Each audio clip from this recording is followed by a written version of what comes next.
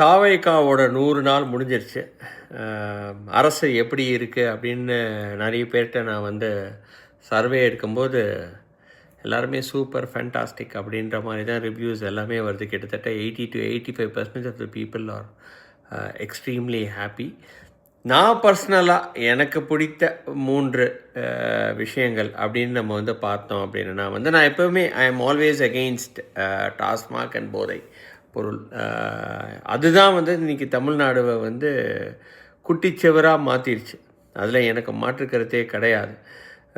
24/7 குடிக்கிறவங்க எப்பவுமே குடிச்சிட்டு தான் இருப்பாங்க, அது தப்பு கிடையாது. ஆனால் 24/7 ஓப்பன் பண்ணி வச்சதுனால தான் மக்கள் குடிக்கு அடிமையாகி அதுக்கப்புறம் அந்த குடின்றது அடுத்த லெவலுக்கு போய் கஞ்சாலேருந்து அப்படின்னு இது மாதிரி போயிட்டுருக்கு. ஸோ அதனால் முதல் விஷயமாக 717 டாஸ்மாக் கடைகளை மூடி இருக்கிறாங்க. So that is something which I love. அது நம்பர் 1. நம்பர் 2 போதைப் பொருள் ஒடுக்குவதற்காக 65 சிறப்பு அதிரடி படைகளை நம்மளோட முதலமைச்சர் ஆரம்பிச்சிருக்கிறாரு.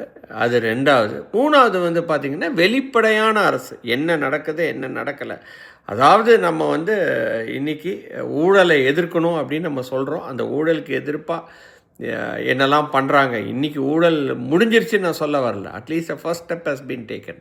அதுதான் நான் சொல்ல வரேன். ஸோ இந்த 3ம் எனக்கு பிடித்த விஷயங்கள் இந்த 100 நாளில் அப்படின்னு சொல்லி இன்னும் மேலும் இந்த கவர்மெண்ட் சிறப்பிக்க நம்மளோட வாழ்த்துக்கள். நன்றி, வணக்கம்.